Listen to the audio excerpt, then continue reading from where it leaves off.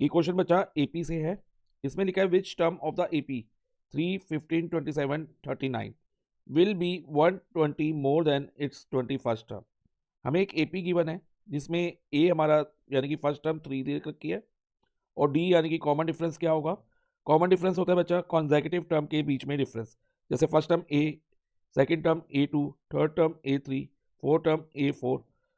चाहे हम A3 minus A2 करें या A4 माइनस A3 करें या A2 माइनस A1, A1 को हम A भी लिख सकते हैं तो A2 माइनस A करें तो सब में जो डिफरेंस है सेम है। तो डी निकालने के लिए बच्चा हम आगे वाली टर्म से प्रीवियस टर्म माइनस करेंगे। लाइक हम A4 माइनस A3 कर सकते हैं या A3 माइनस A2 कर सकते हैं, A2 माइनस A भी कर सकते हैं। तो सपोज में अगर मैं A2 माइनस A करूँ यानी कि 15 माइनस 3 तो कॉमन डिफरेंस क्या हो जाएगा 12 हो जाएगा। ओके, अब हमें वो टर्म फाइंड करनी है जो 21st टर्म से 120 मोर है। विच टर्म का मतलब लाइक फर्स्ट टर्म A है, second term A2, third term A3, A4, ऐसे करते करते A5, A6, A7, A8, ऐसी कौन सी टर्म होगी, वो A30 भी हो सकती है, कोई भी नंबर हो सकता है जो 21st टर्म से यानी कि A21 से 120 मोर होगी।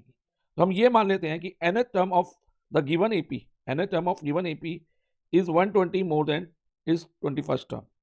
तो an जो होगा वो क्या होगा बच्चा अकॉर्डिंग टू क्वेश्चन, A21 से 120 मोर।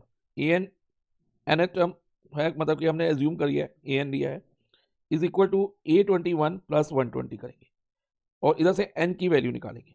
अब an यानी कि nth टर्म का फॉर्मूला यूज होगा।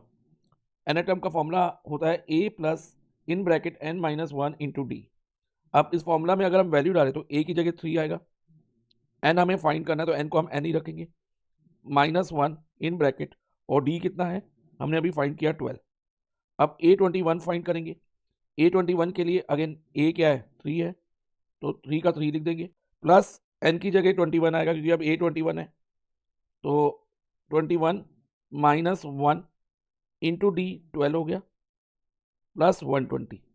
ओके, अब देखो बच्चा ये +3 और ये +3 कट हो जाएगा क्योंकि अगर हम +3 को RHS से LHS में भेजें तो ये -3 हो जाता है, 3 माइनस 3 कट होके 0 हो जाता है, तो इसको हम डायरेक्ट कट कर देंगे।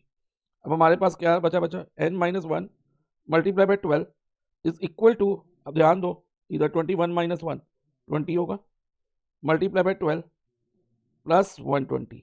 ओके, अब n minus 1 multiply by 12 is equal to 240, क्योंकि 20 मल्टीप्लाई 12 240 होगा, बोर्ड मास हम लगाएंगे तो मल्टीप्लिकेशन पहले होगी एडिशन से, तो ये 240 हो जाएगा, 240 प्लस 120।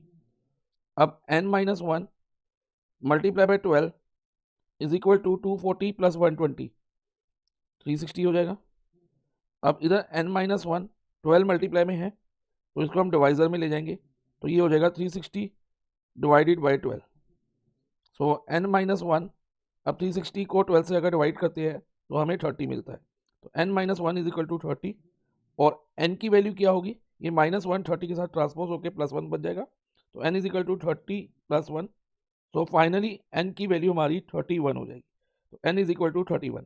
तो फाइन और हम स्टेटमेंट लिख देंगे the A31 is 120 more than it's 21st term. Okay बच्चे।